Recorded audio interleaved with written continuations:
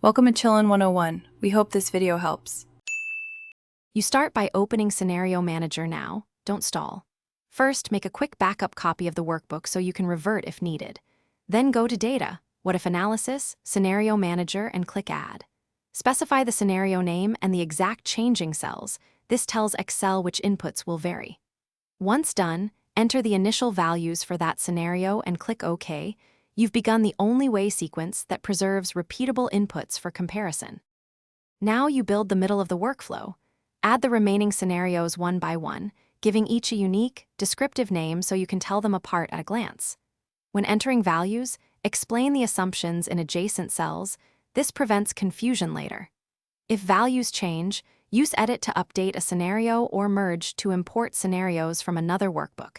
This keeps formulas intact and ensures your outputs update predictably. Make sure to test each scenario so comparisons are valid. Finish by comparing and validating results. Select a scenario and click Show to apply its inputs, then inspect key output cells to confirm expected behavior.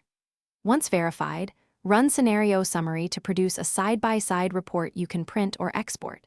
If values seem wrong, restore your backup, confirm the changing cells reference the correct formulas, and press F9 to force recalculation. This usually reveals reference or calculation issues. If problems persist, edit the scenario values and rerun the summary. Thanks for watching. Consider subscribing if we helped you.